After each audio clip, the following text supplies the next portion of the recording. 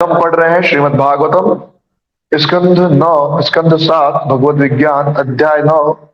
प्रहलाद द्वारा नरसिंह देव को प्रार्थनाओं से शांत करना। श्लोक संख्या 41। एवं सकर्म पतितं भव वैतरण्याम अन्यो न जन्म मरणाशन भीत भीतम पश्यञ्जनं स्वपर विग्रह वैरमैत्रम् अन्तेति पारचरपि प्रिमूढ़मद्य। हे भगवान, आप सदैव मृत्यु की नदी के दूसरी ओर दिव्य रूप में स्थित रहते हैं, किंतु हम सभी अपने पाप कर्मों के फलों के कारण इस ओर कष्ट भोग रहे हैं।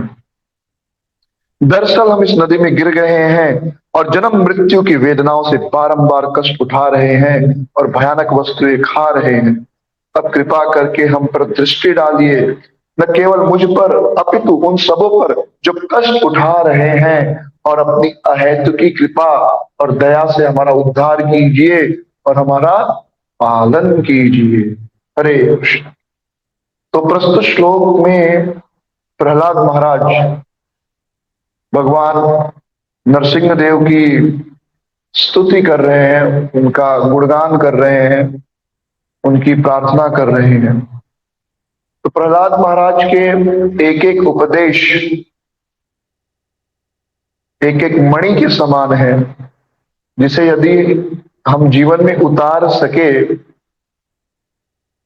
अगर उन उपदेशों को आत्मसात कर सके, तो इसी जीवन में शुद्ध भक्त बनकर भगवत धाम जाने के अधिकारी हो जाएंगे। तो प्रस्तुत श्लोक में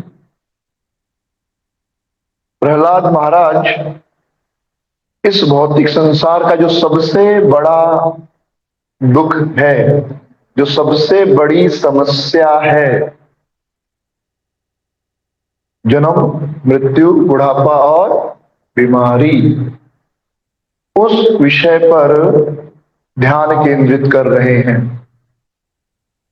प्रहलाद महाराज कहते हैं कि हे भगवान, आप सदैव मृत्यु की नदी के दूसरी ओर दिव्य रूप में स्थित हैं, किंतु हम सभी अपने पाप कर्मों के फलों के कारण इस ओर कष्ट भोग रहे हैं।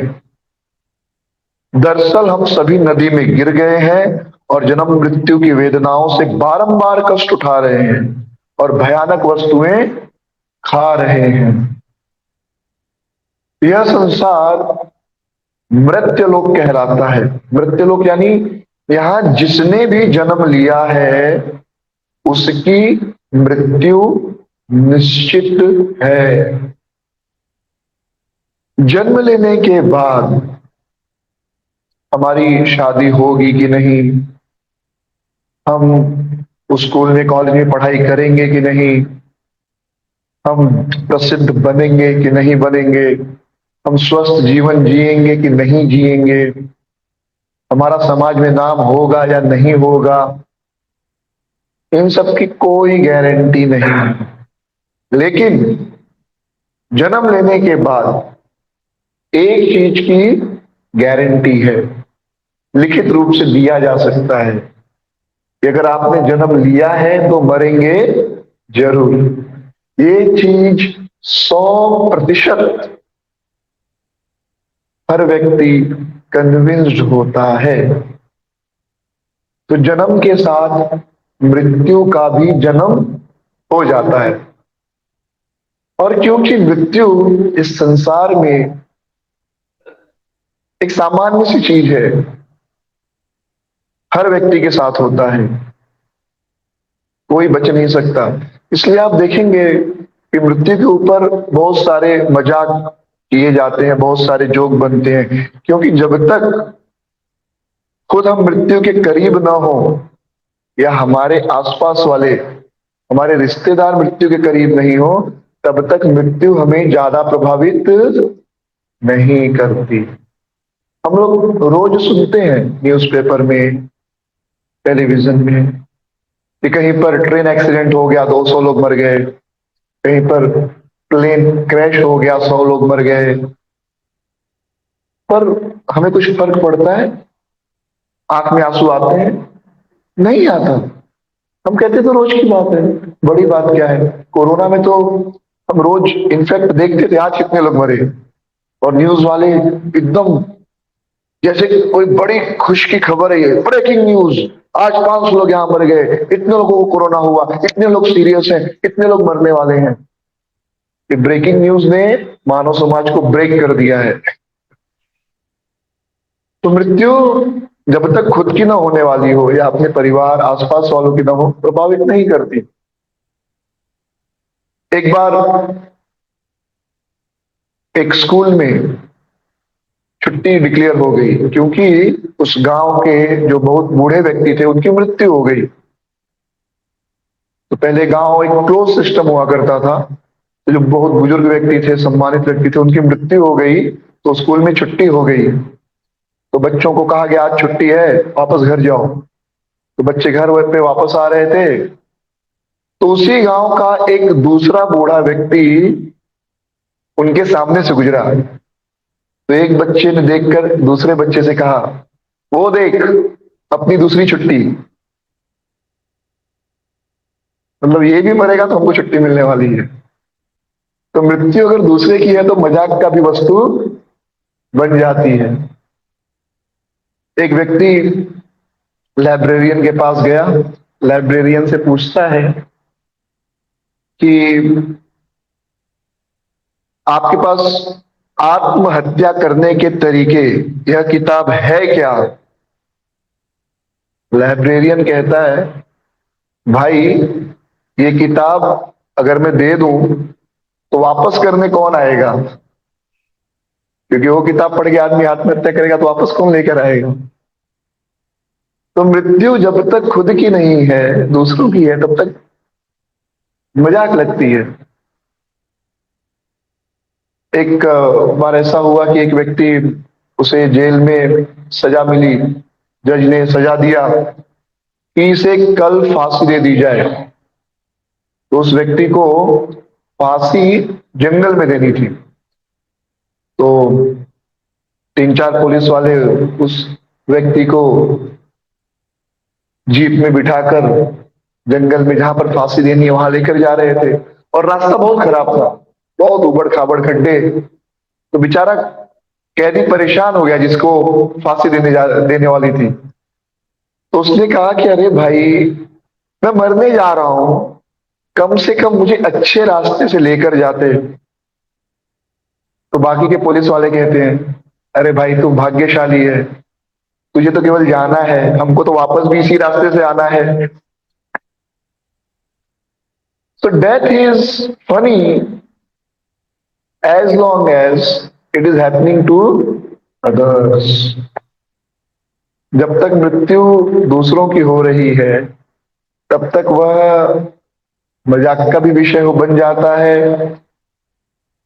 एनालिसिस का विषय भी बन जाता है। लेकिन जब खुद की मृत्यु होती है या खुद की मृत्यु होने वाली होती है या अपने लोगों की मृत्यु होने वाली होती है, तब वह दुख का कारण होता है।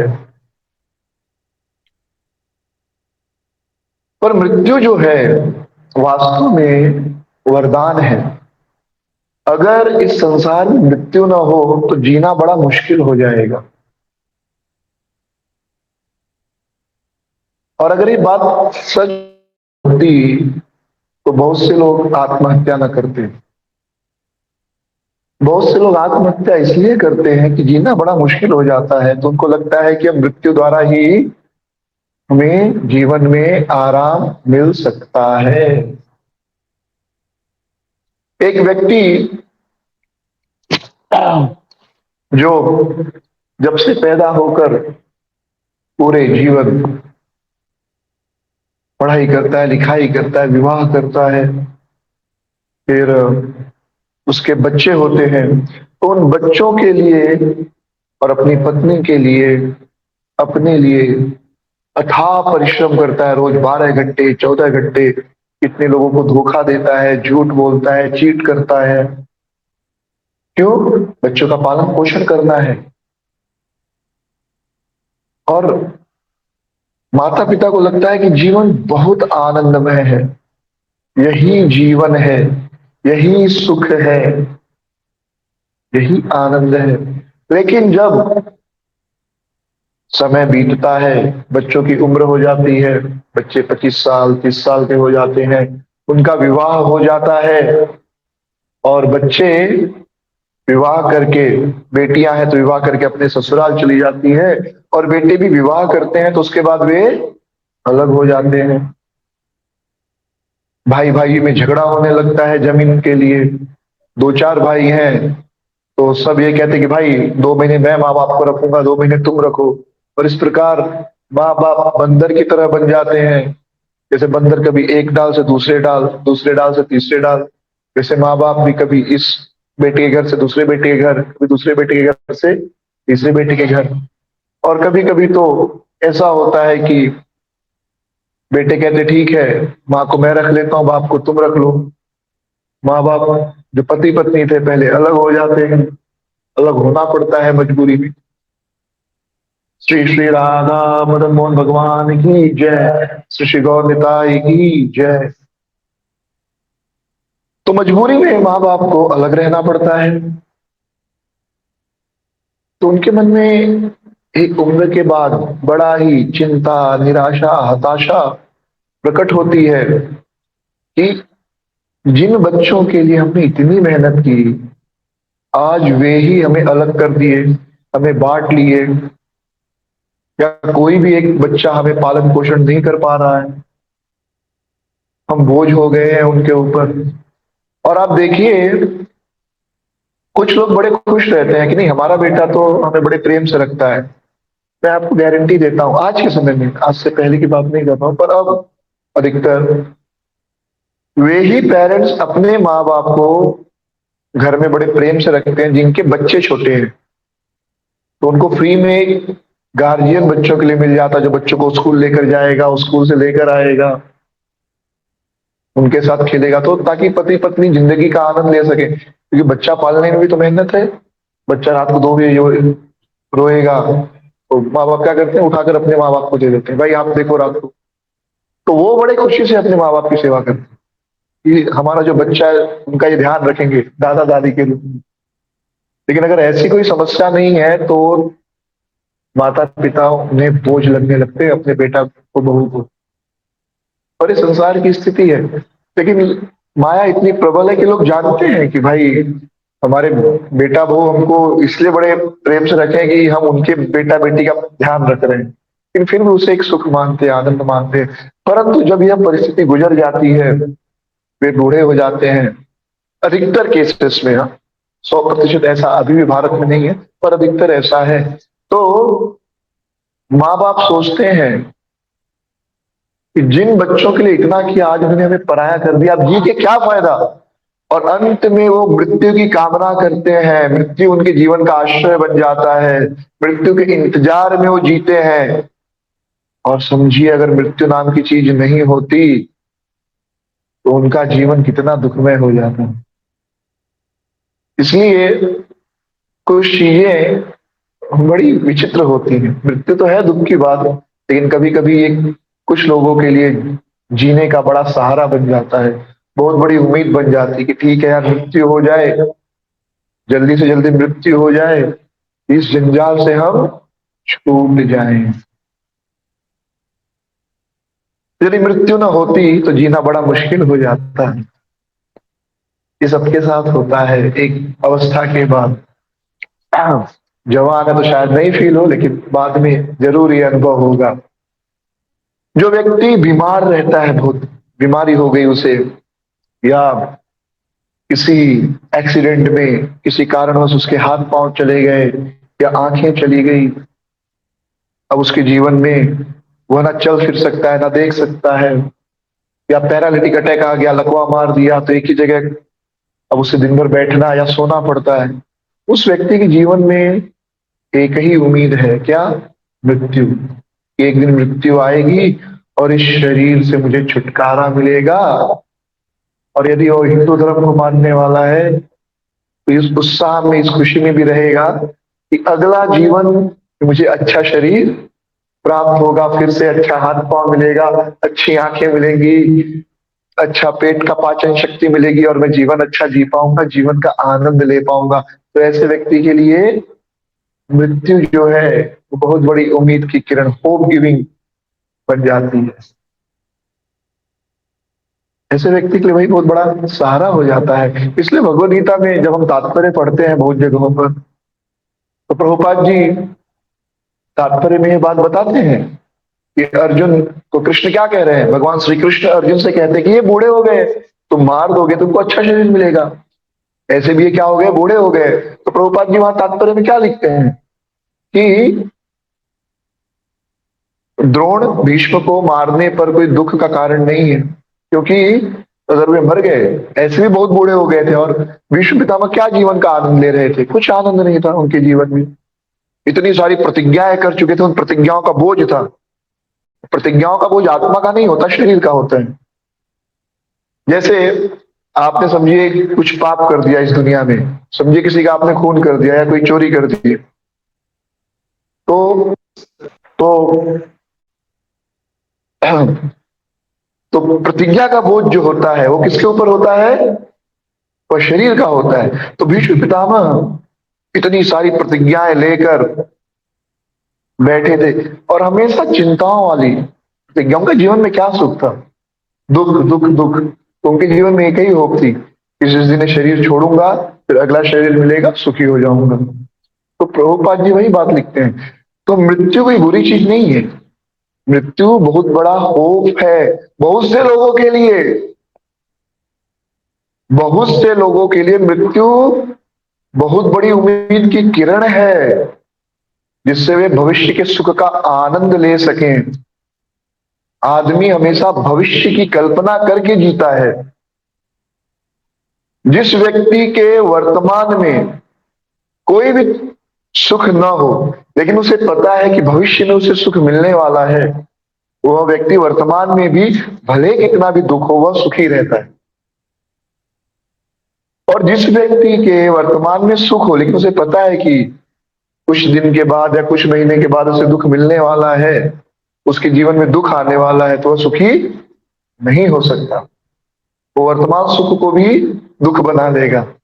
तो उसी प्रकार जिनके जीवन में कोई सुख नहीं, चाहे शरीर खराब हो गया हो, एकदम बूढ़े हो गए हो, इनवैलिड हो गए हो, तो उनके जीवन में एक ही आशा उम्मीद रहती है कि जिस दिन मृत्यु होगी यह शरीर छोड़ूंगा, अगला शरीर मिलेगा और उस शरीर से मैं कम से कम सुख प्राप्त करने का प्रयास कर सकता हूं, क्योंकि अब इस शरीर में तो कोई सुख मिलने वाला नहीं है। और भले एक 30 साल का बच्चा, 20 साल का बच्चा, 40 साल का आदमी जो मैं बातें कह रहा हूं उसे समझे कि क्या ये पागल आदमी है, क्या बोल रहा है ये, हो सकता है वो ऐसा फील करे। लेकिन आप सब तो भक्त हैं तो आप सब ऐसा नहीं फील करेंगे। और जो लोग एक उम्र पार कर चुके हैं 50, 55, 60, वो मेरी बातों को बड़े जल्दी समझेंगे कि हाँ ये जो इस्कॉन के भक्त हैं इस्कॉन के जो प्रभु जी हैं ये बात तो सही कह रहे हैं। एक 15, 20 साल का बच्चा बोलेगा पागल है यार, मुझे मेरी बात तो सुनकर पागल कहेगा मुझे पक्का। लेकिन जो 50, 60 साल का आदमी हो चुका है या जिसको लकवा मार गया है, कैंसर हो गया है, कैंसर में तड़प रहा है, वो जब ये बातें सुनेगा वो कहेगा हाँ बात तो सही है। डिपेंड करता है परिस्थितियों के ऊपर भी, कौन सी बात हमें कब सही लगती है कब गलत लगती है। और मृत्यु भक्तों के लिए तो सबसे बड़ी उम्मीद की किरण है। संसारी लोगों को छोड़िए, लेकिन जो भक्त है वह पूरे जीवन इसी उम्मीद में जीता है कि मृत्यु के समय वह भगवत नाम का स्मरण कर पाएगा और अंत में उसे भगवान लेने आएंगे मृत्यु के समय, और वह भगवान के धाम गोलोक वृंदावन में प्रवेश करेगा। तो भक्तों के लिए तो मृत्यु बहुत बड़ा वरदान है। अगर मृत्यु ना हो तो आप सोचिए, जो भक्त तपस्या के जीवन में, तपस्या किसी को अच्छी नहीं लगती भले हम कितनी भी बात करें, तपस्या कोई आनंद की चीज नहीं है। तपस्या का मतलब ही है कष्ट। लेकिन कष्ट क्यों सहता है आदमी, भविष्य के सुख को ध्यान में रखकर। तो जो व्यक्ति भक्त बन गया, हाँ, जैसे पहले ब्रह्मचारियों को पकड़ लीजिए, ब्रह्मचारी आश्रम में है और मंदिर में रह रहा है, तो उसे 3:30 बजे उठना ही है, भले उसकी तबीयत खराब हो अच्छी हो। ये सब उठ रहे हैं तो बड़ा मुश्किल होता है। वो जो पीयर प्रेशर होता है, पीयर प्रेशर मतलब जब सब साथ में जा रहे हैं तो एक इंसल्ट फीलिंग आती है, अरे सब जा रहे हैं मैं नहीं जा रहा हूं, तो उसे उठना ही पड़ता है कितनी भी तबीयत खराब हो। और एनीवे नहीं भी उठे तो नींद टूटी जाती है उस समय 3:30 4 बजे। फिर मंदिर में आना, फिर सुबह 4:30 से 9 तक, 9:30 तक रहना, फिर जो प्रसाद बना है, आपकी इच्छा का नहीं, जो बना है वो खाना, तपस्या है। पूरे दिन सेवा में भागना, और कोई भी आके कुछ भी बोल देगा, कोई भी अथॉरिटी कभी भी उस उसको सहन करना, तपस्या है। और सच कहें तो तपस्या किसी को पसंद नहीं, इसलिए बार बार हमें प्रवचन ब्रह्मचारी क्लास सुननी पड़ती है कि नहीं नहीं, सह लो सह लो। क्यों? सहते रहोगे, भविष्य में बड़ा सुख मिलेगा, भगवत धाम जाओगे, कृष्ण के चरणों में जाओगे। वहां पर ये तपस्या नहीं है। कभी सुना है भगवान के सखा सुदामा श्री रामा तपस्या कर रहे हैं? नहीं। माला लेकर जप कर रहे हैं? नहीं। और सुबह उठते हैं, चलो गैयों को निकालते हैं और कृष्ण के साथ खेलते खेलते जंगल में चले जाते हैं, पूरा दिन खेलते हैं। कभी देखा है मधुमंगल के गले में से माला लटकाए हुए, जैसे हम लोग लटकाते हैं? नहीं। मधुमंगल श्री रामा सुदामा अर्जुन पूरा दिन खेलेंगे, रात को फिर आएंगे और खुश होकर सुख पूर्वक सो जाते। क्यों? कल फिर जाना है, कल फिर खेलना है। चिंता में तो वो रहता है ना, इनको कल ऑफिस जाना है। जो लोग ऑफिस गोइंग है उनको पूछिए, उनके लिए मंडे तो इतना दुख वाला दिन होता है ना। वो कहते हैं मंडे क्यों आता है, सोमवार क्यों आता है, और शुक्रवार सबसे उनका सुख वाला दिन होता है कि शनिवार रविवार छुट्टी है। जो ऑफिस गोइंग है उनको पूछिएगा, वो आपको बताएंगे मंडे का दुख और फ्राइडे का सुख। तो ब्रह्मचर्य आश्रम कितनी तपस्या है, कितनी तकलीफ है। अगर उसे कहा जाए कि भाई तुम मरोगे ही नहीं, जिंदगी भर ऐसे ही रहना है, 3:30 बजे उठना है, रात को 10 बजे तक सोना है, विवाह नहीं, बच्चे नहीं, पत्नी का सुख नहीं, कोई आनंद नहीं, जो मिला खाओ, दिन भर डांट सुनो, दिन भर भागते रहो यहां वहां, आपको लगता है कितने लोग उत्साहित होंगे? फिर जिंदगी भर करना है, अनंत काल के लिए यही करना है। इसलिए आपने बहुत बार लेक्चर में सुना होगा, just give one life to Krishna, just give one life to Krishna. क्या मतलब? What does it mean? It means भाई इसके बाद नहीं करना पड़ेगा ये जो तपस्या है। अगर कोई के नहीं, ऐसे ही जिंदा रहना अनंत समय तक, मैं सच कहता हूं सब छोड़ के भाग जाएंगे। सब कहेंगे नहीं ठीक है, बाहर कुछ अरेंज करते हैं, तो मृत्यु बहुत बड़ी उसके लिए उम्मीद है। उसी प्रकार गृहस्थ भक्त जो भक्त बन जाते हैं मंदिर में, तो हो सकता है भाई वो सारे गृहस्थ, चाहे कॉन्ग्रीगेशन हो या फुल टाइम हो, उनके ऊपर इतना प्रेशर नहीं रहता मंगल आरती का, लेकिन फिर भी वो नियम तो पालन करते हैं। 4 नियम 16 माला जब, प्याज लहसुन नहीं खा सकते, नॉनवेज नहीं खाते, चाय नहीं पीते, ट्रेन में ट्रेवल कर रहे हैं तो भूखे भी जाना पड़ता है, अगर कोई सच्चाई से पालन कर रहा है तो। उसे भी तपस्या है। वो ऑफिस में काम करता है, ऑफिस की पार्टी होती है, सारे उसके कलीग बढ़िया से उत्तप्पा खा रहे हैं, वड़ा पाव खा रहे हैं, डोसा खा रहे हैं, चाइनीज खा रहे हैं, फ्रेंच फ्राई खा रहे हैं, नॉनवेज खा रहे हैं, वो बेचारा चुपचाप एक कोने में पड़ा हुआ है, स्प्राइट पी रहा है थोड़ा सा, क्योंकि वही एक चीज पी सकता है, दारू नहीं पी सकता वहां पर। लेकिन उसे उम्मीद है कि यह शरीर छोड़ने के बाद मैं भगवान के धाम जाऊंगा और वहां पर मैं हमेशा सुखी रह सकता हूँ। वहां पर केवल आनंद है, नाचना है, गाना है, खाना है, खेलना है। तो यह सुख भविष्य का उस गृहस्थ भक्त को भी, जो भले मंदिर में नहीं रहता है, उसे उम्मीद देता है, प्रेरणा देता है, शक्ति देता है इस संसार का दुख सहने की। तो मृत्यु कोई बुरी चीज नहीं है, मृत्यु कोई बुरी चीज नहीं है। और आप कल्पना कीजिए कि अगर कोई मरे ही नहीं इस संसार में, तो अब तक संसार की हालत क्या होती है? ऐसे ही 800 करोड़ आबादी है, 830 करोड़। जब से सृष्टि प्रारंभ हुई तब से लेकर अब तक अगर किसी की मृत्यु नहीं होती, तो पृथ्वी की आबादी कितनी होती है? शायद एक के ऊपर एक आदमी खड़ा रखना पड़ता, हर एक आदमी के ऊपर दूसरा आदमी के ऊपर तीसरा आदमी, और आपको चलने की जगह नहीं होती। तो ये भगवान का बैलेंसिंग सिस्टम है। और घर में भी आप देखेंगे,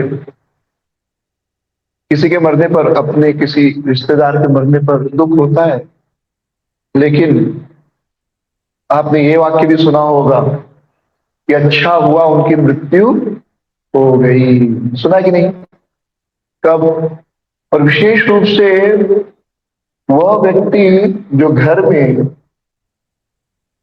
अपने बड़े बुजुर्ग जिनकी मृत्यु होने वाली है उनकी सेवा में रहता है। यानी आजकल बुढ़ापे में लोग बेड रिडन हो जाते हैं, आजकल क्या, हमेशा से ही बेड रिडन, हमेशा बेड पर ही, तो कटट्टी साफ करो, पेशाब साफ करो, पूरा हमेशा दिन भर घर में एक प्रकार की दुर्गंध रहती है। क्यों? क्योंकि हमेशा टट्टी पेशाब सब बेड पे कर रहे हैं, बार बार साफ करो, दिन में 2 बार हो रहा है, 3 बार। आप उस कमरे में जाएंगे ना, जो वहां रह रहा है उसको तो नहीं फर्क पड़ता, पर अगर आप नहीं रहते और आप गए तो आप वो स्मेल नहीं बर्दाश्त कर पाएंगे, कितना भी सफाई करो, पर दिन भर वो बेड सफाई, ये वो, पूरा घर का वातावरण एकदम अलग हो जाता है। तो वो लोग कामना करने लगते हैं कि भाई अब ये चले जाएं तो अच्छा है, भले खुद के पिता हो, खुद की माँ हो, खुद का बेटा हो, खुद का भाई हो, ऐसा नहीं कि उनको प्रेम नहीं है, लेकिन अब सह नहीं सकते। तो जो लोग सेवा करते हैं, जैसे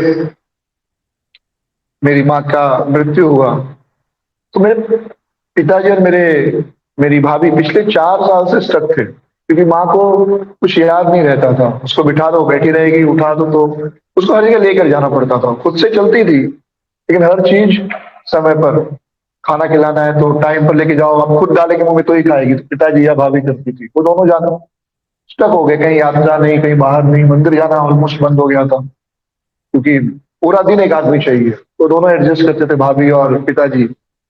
हाँ, भैया तो काम पे चले गए, बेटे काम पे चले गए, जो दोनों मेरे भतीजे, या स्कूल चले गए, यही दोनों दिन भर माँ का सेवा करते थे। तो उनकी मृत्यु हुई, मुझे बड़ा दुख हुआ, ऑफकोर्स उनको भी दुख हुआ। जो उस बीमार व्यक्ति की सेवा में रहते, आप स्टक हो जाते 4 साल तक। मैं हैरान हो जाता था कि पिताजी कैसे पूरा दिन बैठ के, हाँ, पूरा दिन माँ के साथ बैठना पड़ता था। जब भी मिलने जाता था तो माँ के साथ बगल में बैठे, उनको उठाना बिठाना, खिलाना पिलाना, वॉशरूम जाए में लेके जाके बिठाना, पूरा दिन 24/7, you have to be careful. Even रात को भी, क्योंकि रात को कभी कभी वो खुद उठ के ऐसे इधर उधर चलने लगती थी या गिर जाती, तो रात को भी ध्यान रखना पड़ता था। आसान नहीं है।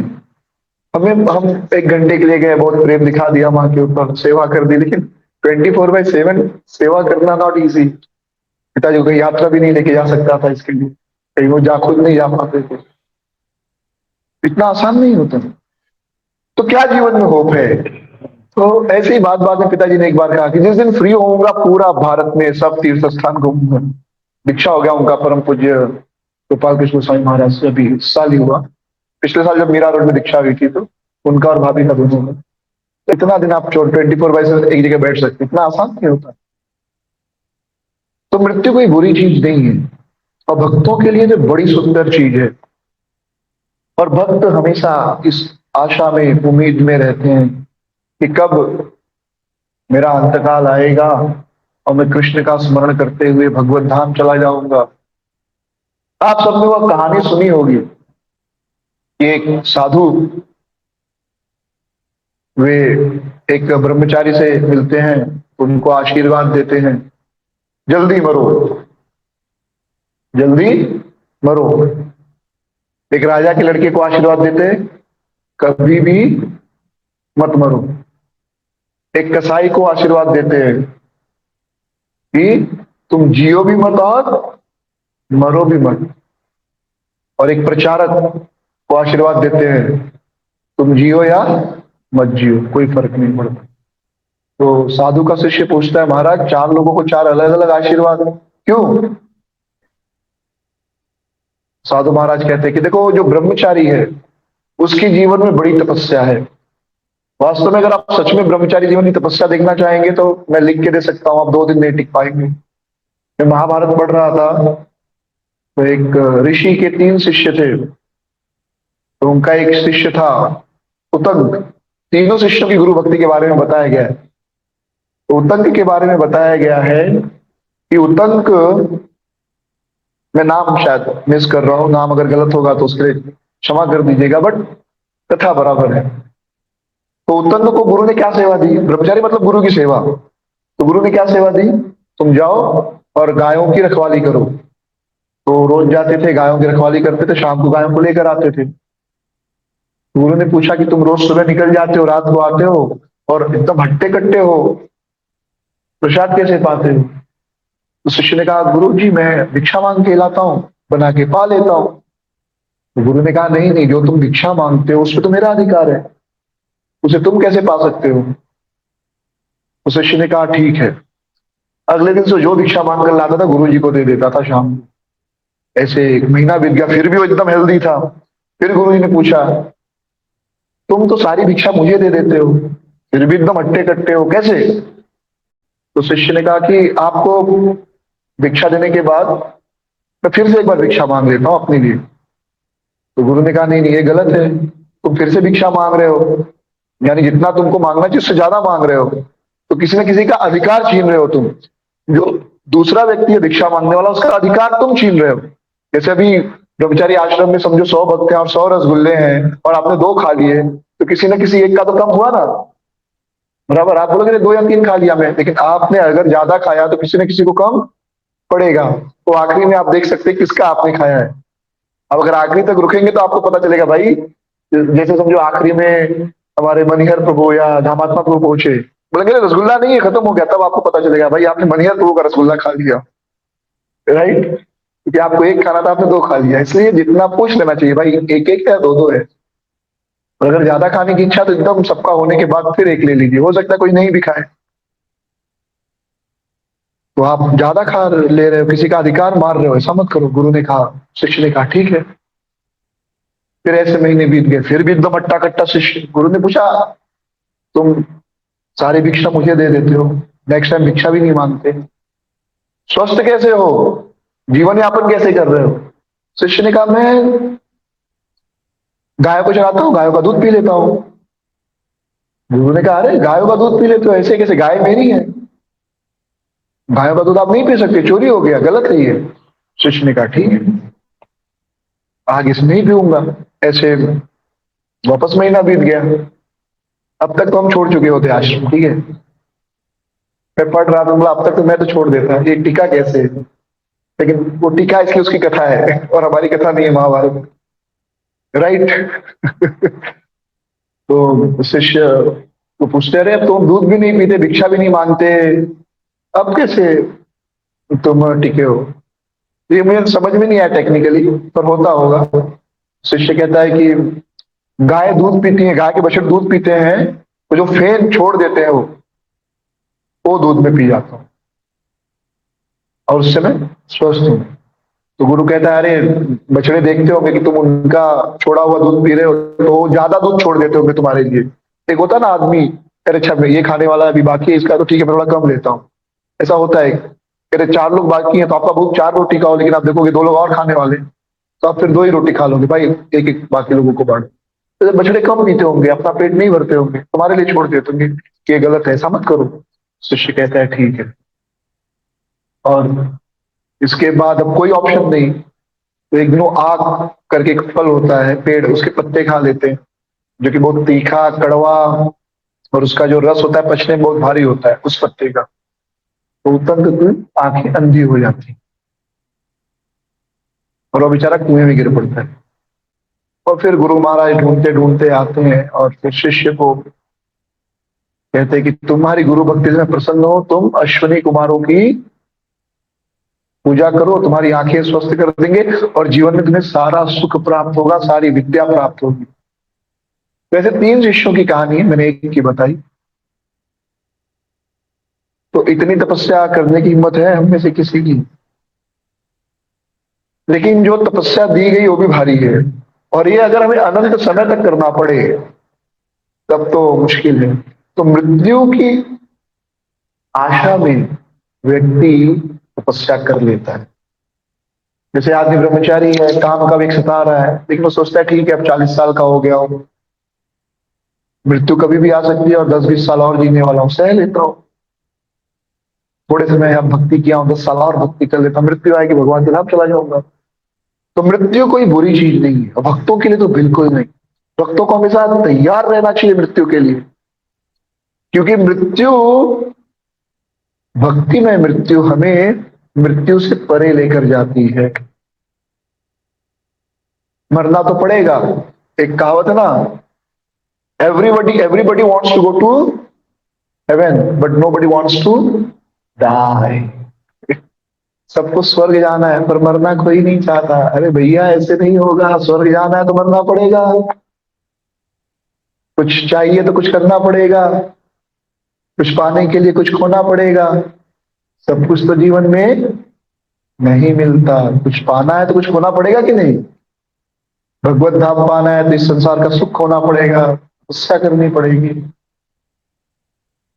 तो भक्तों को मृत्यु से नहीं डरना चाहिए, और जो भक्त गंभीर है उनको तो बिल्कुल नहीं डरना चाहिए, बल्कि गंभीर भक्त तो मृत्यु का इंतजार करते हैं। जैसे महाराज कुलशेखर भगवान से प्रार्थना करते हैं कि हे भगवान, आप मुझे अभी अपने धाम बुला लो, अभी मुझे इस शरीर से मुक्ति दिला दो, अभी मेरी मुक्ति हो जाए। क्यों? क्योंकि पता नहीं बुढ़ापे में जब मृत्यु होगी उस समय पूरा गला अवरोध हो जाएगा। जैसे अभी मुझे सर्दी हुई है, बोलना बड़ा मुश्किल हो रहा है, बुढ़ापे में कंटिन्यूस सर्दी रहेगी। बुढ़ापे में आप बोल नहीं सकते, तो बोलना बड़ा मुश्किल होगा। वात कफ पित्त पूरे बॉडी में जकड़ लेगा, डिसबैलेंस हो जाएगा, पूरे शरीर में पित्त बड़ा होगा, कफ बड़ा होगा। शायद मैं आपको याद कर पाऊं या नहीं कर पाऊं। अभी मेरा जो मानस रूपी हंस है, आपके जो कमल रूपी जो बेस है उसको पकड़ के रखा है। इस समय मेरा मन आपके चरणों में लगा है, आप मुझे अभी बुला लो, अभी मुझे मृत्यु दे दो। तो भक्त तो मृत्यु की प्रार्थना करते हैं। तो इसलिए ये कोई नेगेटिव चीज नहीं है, बड़ी अच्छी चीज है। मैं आपको डिस्करेज नहीं कर रहा हूं, ये कोई सैडिस्टिक टॉक भी नहीं है, बड़ी सच्चाई है। अगर व्यक्ति सच में सुखी रहना चाहता है तो उसे मृत्यु से नहीं डरना चाहिए। मृत्यु का डर उसे ना इस जीवन में ना अगले जीवन में सुखी रहने देता है। तो इस जीवन में मृत्यु से नहीं डरना चाहिए। तो मृत्यु से कैसे नहीं डर सकता आदमी बचे, कैसे मृत्यु के डर से बचे? मृत्यु से नहीं बच सकते, मृत्यु के डर से बच सकते हैं। तो मृत्यु के डर से बचने का एक ही उपाय है, ऐसे व्यक्ति की शरण लेना जो मृत्यु के परे हो। तो प्रहलाद महाराज यही कहते हैं कि हे भगवान, आप सदैव मृत्यु की नदी के दूसरी ओर खड़े हैं, यानी आपको मृत्यु नहीं। तो जिसे मृत्यु नहीं है उसकी शरण लेंगे तो इस मृत्यु के भय से मुक्त हो जाएंगे। और मृत्यु के बाद, क्योंकि उसकी शरण लिए हैं, हमारी जो आत्मा है यानी हम इस शरीर को छोड़कर भगवान के चरण कमलों में जाएंगे और पूरा जीवन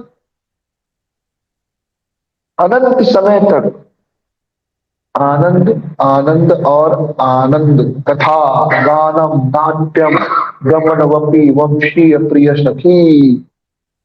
Where every word is a dance and every word is a song and every step is a dance। ये है आध्यात्मिक जगत, जहां पर हर शब्द गीत है, हर कदम नृत्य है। मतलब आदमी कब गाता है? जब वो सुखी रहता है, राइट? सुखी आदमी गाता है ना, दुखी आदमी गाता है क्या? गाते हैं दुख भरे गीत, लेकिन जनरली सुख भरे गीत हम सुनना चाहते हैं। तो जो व्यक्ति गुनगुना रहा है, मुस्कुरा रहा है, गुनगुना रहा है, मतलब सुखी है। चल रहा है तो चाल में भी एक अलग प्रकार का उसके नृत्य है, मतलब सुखी है। दुखी व्यक्ति कैसे चलता है? सर गिरा हुआ, धीमे धीमे तो पता चल जाता है बहुत दुखी है। लेकिन आध्यात्मिक जगत में ऐसा नहीं, क्योंकि वहां सुख है, इसलिए वहां पर मृत्यु की जरूरत नहीं। वहां पर कोई मृत्यु की कामना नहीं करना चाहता, कोई मरना नहीं चाहता। यहाँ पर लोग मरना चाहते हैं। आप बोलो नहीं, कौन मरना चाहता है? मरना चाहते हैं लोग यहाँ पर। इसका प्रमाण है कि लोग आत्महत्या भी करते हैं। आत्महत्या वही व्यक्ति करता है जिसकी मरने की इच्छा बहुत ज्यादा प्रबल है। बाकी कुछ लोगों की कम प्रबल होती है, लेकिन होती है। तो हम अपने लिए भी मृत्यु की कामना कभी कभी कर लेते हैं, कभी कभी अपनों के लिए भी करते हैं। विशेष रूप से अपने बहुत बीमार हो जाए, सारा उनका शरीर एकदम खराब हो जाए, तब तो भगवान से प्रार्थना करते हैं, हे कृष्ण अब इनको उठा लो, इनको मुक्ति दो, इनको सदगति दो। ये बहुत बड़ा वरदान है। मृत्यु कोई श्राप नहीं है, वरदान है, और भक्तों के लिए सबसे बड़ा वरदान है। तो जो लोग कृष्ण भक्ति कर रहे हैं उनको तो मृत्यु से डरने की जरूरत नहीं। हरे कृष्णा कृष्णा कृष्णा हरे हरे, हरे राम राम राम हरे हरे। यहाँ पर दो से तीन पॉइंट और कवर किए हैं। तो प्रहलाद महाराज प्रार्थना करते हैं कि हम पर कृपा दृष्टि कीजिए, और केवल मुझ पर नहीं, सभी जीवों पर। और प्रभुपाद जी बताते हैं कि दो प्रकार के लोग होते हैं, भजनानंदी और गोष्ठानंदी। भजनानंदी जो भजन करते हैं, यानी उन्हें दुनिया से मतलब नहीं, दुनिया भाड़ में जाए, मैं अपनी भक्ति करूंगा, भगवान के धाम जाऊंगा। लेकिन जो गोष्ठानंदी होते हैं वे कहते हैं कि नहीं, मैं सुखी होना चाहता हूं और मैं सबको सुखी करना चाहता हूं, और सबको भक्ति के प्रचार द्वारा सुखी कर सकता हूं। तो ऐसे लोग भगवान की भक्ति का प्रचार करते हैं। हमारे इस्कॉन में दोनों है, भजनानंदी और गोष्ठानंदी, और कॉम्बिनेशन होना चाहिए। सिर्फ प्रचार करके या सिर्फ भजन करके दोनों अच्छा नहीं, भजन और प्रचार दोनों का एक अच्छा कॉम्बिनेशन श्रील प्रभुपाद जी ने दिया है। जब चैतन्य महाप्रभु हरिदास ठाकुर से मिलते हैं तो हरिदास ठाकुर को क्या कहते हो? कहते हैं आप सबसे बेस्ट हो। क्यों बेस्ट हो? क्योंकि दुनिया में बहुत से लोग हैं जो केवल आचार करते हैं, यानी अच्छा भजन करते हैं, लेकिन प्रचार नहीं करते। और बहुत से लोग हैं जो प्रचार करते हैं लेकिन अपने जीवन में कुछ नहीं करते, कोई भजन साधन नहीं है। लेकिन आप श्रेष्ठ हो क्योंकि आप आचार और प्रचार दोनों कर रहे हो। आप भजन भी कर रहे हो और लोगों को हरिनाम की महिमा का भी वर्णन कर रहे हो। तो इसलिए जो हरिदास ठाकुर के रास्ते पर है, आचार प्रचार दोनों कर रहे हैं, वो चैतन्य महाप्रभु के विशेष कृपा पात्र हो जाते हैं। तो बैलेंस करना मुश्किल होता है। कभी कभी प्रचार के कारण साधना में विघ्न आता है, स्वास्थ्य खराब होता है। बैलेंस होना जरूरी है। हाँ, भजन और प्रचार दोनों का बैलेंस। अपनी क्षमता को पहचानना चाहिए। ये नहीं कि दूसरा भक्त बहुत प्रचार कर रहा है तो मैं भी उतना कर सक करूं, नहीं। हमारी क्षमता क्या है जिसके द्वारा मेरा शरीर स्वस्थ रहे, मेरा शरीर स्वस्थ रहे, उस हद तक हमें प्रचार करना चाहिए। क्योंकि जीवन कोई 2020 का मैच नहीं है, ये टेस्ट मैच है। जो क्रिकेट खेलते हैं, जिन्होंने खेला है उनको पता है 2020 मैच क्या होता है। 20 ओवर में सब खत्म, आओ मारो जाओ, आओ दो चार चौके छक्के मारो, 10-20 बॉल खेलो, 25-30 रन बनाओ और चले जाओ। ये 2020 मैच। टेस्ट मैच क्या है? आना है, अच्छा बैट्समैन मतलब आएगा, कम से कम 30-40 ओवर अकेला खेलेगा, 150, 200, 300 रन बनाएगा। तो ये टेस्ट मैच है। मतलब क्या है टेस्ट मैच? यानी अपने हेल्थ का ध्यान रखना जरूरी है, साधना जरूरी है, प्रचार जरूरी है, मतलब बैलेंस जरूरी है। प्रोत्साहन लेना बहुत अच्छी बात है, इंस्पायर्ड होना बहुत अच्छी बात है, लेकिन ये देखना कि भाई उसकी योग्यता अलग है, उसका शरीर अलग है, मेरा शरीर अलग है। मेरा शरीर इतना तपस्या नहीं झेल सकता। अगर मैं ज्यादा प्रचार करूंगा तो मेरा हेल्थ खराब होगा, तो ठीक है मैं प्रचार इतना करूंगा ताकि मेरी साधना इम्पेक्ट ना हो। या कोई वक्त 64 माला कर रहा है, नहीं भाई मेरा 16 माला ही ठीक है, ये तो प्रचार नहीं कर पाऊंगा। तो सब बैलेंस करके चलना चाहिए, क्योंकि लंबा गेम है। रोज आप एक भक्त को ही प्रचार करो, वो ज्यादा अच्छा है इंस्टेड ऑफ साल में एक बड़ा प्रोग्राम किए 100 लोगों को बताए, फिर एक महीना बीमार रहे, या एक दिन प्रचार किए 10 दिन बीमार रहे। उससे अच्छा है रोज थोड़ा थोड़ा प्रचार करो। That is more powerful, more impact. So I will stop here, thank you very much. Hare Krishna, Shri Prabhupada की। Any question comment? यस।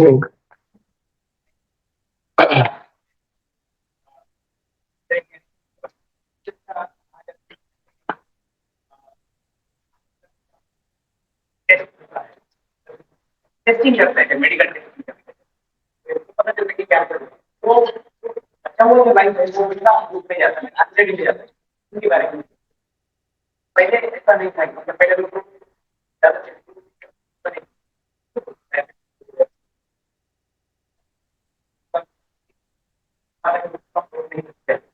हाँ, रोजी ने बहुत बहुत बढ़िया प्रश्न है, एक्चुअली ये पॉइंट कवर करना चाहिए था। Thank you. रोजी का प्रश्न है कि जैसे आजकल मेडिकल फील्ड में बहुत टेस्टिंग होता है, हर आदमी हर 6 महीने में डॉक्टर के पास जाते हैं, टेस्ट करते हैं, टेस्ट में निकल गया कि आपको कैंसर है, आप ज्यादा से ज्यादा 6 महीने जियोगे। तो उस भय में जो आगे के 6 महीने हैं वो जो है आदमी एकदम दुखी होकर जीता है, या डायबिटीज हो गया है, कुछ भी बीमारी, तो आदमी थोड़ा दुखी हो जाता है, तो टेस्टिंग गलत है, ये पूछ रहे हैं आप। देखिए, अगर आप टेस्ट नहीं करेंगे और कोई बीमारी है तो यानी वो तो आने ही वाली है। जैसे कैंसर भी जिसको हुआ है, आप टेस्ट नहीं करोगे तो भी हो सकता है 1 महीने बाद उसका असर दिखे और शरीर में वो बीमारियां शुरू हो और दर्द होना शुरू हो। तो टेस्ट आप करो या मत करो, शरीर में जो बीमारी है वो शरीर को कष्ट देगा ही देगा, और इवेंचुअली फिर आपको जाना ही पड़ेगा डॉक्टर के पास। तो सेकेंड पार्ट इंपॉर्टेंट है कि अगला जो टेस्टिंग के बाद जो पता चलता है कि हमारी मृत्यु होने वाली है, उसको कैसे डील करें। तो उसको डील करने के लिए ही यह श्रीमद् भागवतम है। समझ रहे हैं? मरने के बाद, सॉरी, पता चल गया मृत्यु आने वाली है, तो एक भक्त और एक अभक्त के व्यवहार में यही अंतर रहता है। ऐसा नहीं कि भक्त को डर नहीं लगेगा, तुरंत सुन के हमको भी शौक लगेगा, अरे अब मैं सिर्फ 6 महीने का मेहमान हूँ, तो सिर्फ 6 महीने जिंदा रहने वाला हूँ। उसे भी शौक लगेगा, दुख होगा, 1-2 दिन वो एकदम दूसरी दुनिया में रहेगा, उसे समझ भी नहीं आएगा क्या करूं। लेकिन क्योंकि उसने पहले भक्ति की है तो धीरे धीरे फिर वो समझेगा, यानी अब 6 महीने ही है, तो और ज्यादा विग्रसली मैं भाई भक्ति करता हूँ। सोना तो 6 घंटे सोता था, 3 घंटे सोऊंगा। 2 टाइम खाता था, एक ही टाइम खाऊंगा, एक टाइम में खाली एक चपाती खाऊंगा। बस दिन भर नाम जप करूंगा, जो प्रजल्प करता था वो छोड़ दूंगा, पूरा दिन केवल नाम जप कथा श्रवण। जो कथा श्रवण करने आएगा उसकी बात सुनूंगा, जो प्रजल्प करने आएगा उसको हाथ जोड़ के बोलूंगा, भाई फाइनल एग्जाम का थोड़ा ही दिन बाकी है, तैयारी कर लेने दो। So that is the difference. कर्मी आदमी है वो तो दुख में। कर्मी आदमी कैसे प्लान करता है, उसको भी इंस्पिरेशन देते हैं लोग। अरे वो है ना, बाबू मोशाय, जिंदगी जिंदगी क्या होनी चाहिए, अच्छी होनी चाहिए, बड़ी नहीं, ऐसा कुछ है ना। तो उनको ऐसा डायलॉग सुनाते हैं, जिंदगी अच्छी होनी चाहिए, बड़ी नहीं। नहीं, जिंदगी तो बाहर वाले भी ऐसे प्रेरणा देने की कोशिश करते हैं, अरे अच्छा खाओ पियो, आइसक्रीम खाओ, ये खाओ वो खाओ, टीवी देखो, मजा करो, सबको मरना है, ऐसे उनको इंस्पायर किया जाता है। लेकिन वो इंस्पायर्ड नहीं हो पाते क्योंकि उनको पता है कि मरने के बाद सब खत्म हो जाएगा। लेकिन भक्त इंस्पायर्ड होता है कि मैं जितना अच्छे से भक्ति करूंगा, मरने के बाद 6 महीने ही बाकी है, अच्छा है, कोई अटैचमेंट नहीं, कोई बॉडी का केयर नहीं करना है। जैसे अभी मुझे चिंता है यार, बीमार पड़ गया तो पूरा जिंदगी की तकलीफ रहेगी, तो उसको पता है पूरा जिंदगी नहीं, केवल 6 महीने ही है। तो अब चाहे बीमार पड़ो, चाहे कैंसर हो, चाहे मलेरिया हो, चाहे कोरोना हो, चाहे कुछ भी हो, क्या फर्क पड़ता है, अब केवल भजन करना है। तो वो ज्यादा चिंता नहीं करता शरीर। रिगार्डिंग टेस्टिंग, हाँ, बहुत से टेस्टिंग झूठे होते हैं, इसलिए बार बार टेस्टिंग करना अच्छा नहीं है, दैट आई अग्री। डॉक्टर के पास बार बार नहीं जाना चाहिए। जो लोग डॉक्टर से ज्यादा टच में रहते हैं, ये सर्वे है, मेरा अनुमान नहीं, आप ढूंढ लीजिएगा, जिनके जितने डॉक्टर फ्रेंड होंगे उनकी वैसे लोग जल्दी मरते हैं, आप देखिए। क्योंकि क्या होता है, उनको सर्दी भी हुई ना, अपने दोस्त को फोन करेंगे, अरे अब मेरे को छींक आई, वो 4 दवाई लिख देगा। तो अगर आपका डॉक्टर दोस्त है, इन द सेंस डॉक्टर दोस्त है, और बार बार हर छोटे, क्योंकि दोस्त है, दवाई दोस्त से थोड़े पैसा मांगेगा, खाली फोन करके पूछना है, तो अरे यार मेरा गला बैठ गया, वो 3 दवाई लिख देगा, अब 3 दवाई खा लोगे, यार दवाई खाने के लिए थोड़े भगवान ने बॉडी बनाई। तो जो लोग ज्यादा डॉक्टर के टच में रहते हैं, बार बार डॉक्टर के पास जाते हैं, आप देखो वो ज्यादा, पहली बात तो दिन में उनका ब्रेकफास्ट दवाई, लंच दवाई, डिनर दवाई। दूसरा, वो लोग ज्यादा हार्ट अटैक ये सब बीमारियों से मरते हैं। आप देखो जो हार्ट स्पेशलिस्ट होते हैं हार्ट अटैक से ज्यादा मरते हैं। डायबिटीज के जो डॉक्टर होते हैं उनको खुद डायबिटीज रहता है, यानी उनको खुद नहीं पता कैसे ठीक हुआ जाए, तो आपको क्या सिखाएंगे। तो ये दवाई खाना अच्छी चीज नहीं है। किसी का तो मैं आई डोंट नो, किसी ने भेजा था एक अच्छा, कि जो जिसे कहते हैं मॉडर्न मेडिसिन का जिसने फाउंडर था, उसने एक स्टेटमेंट दिया था कि the first duty of a physician is to convince people not to take medicine. यानी एक डॉक्टर का, एक वैद्य का पहला कर्तव्य है कि वह लोगों को इस बात के लिए समझा दे कि आपको दवाई नहीं लेनी चाहिए। और पहले ऐसे ही था, पहले का डॉक्टर वैद्य क्या करते थे, आप बीमार हो, अच्छा अच्छा ये बुखार हो गया या जो भी बीमारी, एक काम करो 2 दिन कुछ खाना पीना मत, फिर एक काढ़ा बना के देते थे, ये काढ़ा पीना ठीक हो जाओगे। बिल्कुल खाना पीना मत, दवाई नहीं देते थे। घर का ही कुछ काढ़ा बता देंगे, लवंग मिर्च बना के, लवंग है, हल्दी, जो भी, शहद, दवाई नहीं देते थे। अब के डॉक्टर पहला चीज क्या बोलेंगे, जैसे ही आप छोटे से छोटी बीमारी लेके जाओ वो लिख देंगे, 5 टैबलेट लिख देंगे, ये खाने के पहले, खाने के बाद, दोपहर को, शाम को 5 दिन खा लेना। तो आप जितना डॉक्टर के करीब हैं, आप उतना मृत्यु के भी करीब हैं। हरे कृष्ण। श्रील प्रभुपाद की, ग्रंथराज भागवतम की। अगर आपको ये वीडियो पसंद आया हो तो प्लीज़ हमारे चैनल को लाइक, शेयर और सब्सक्राइब ज़रूर कीजिए। हरे कृष्णा।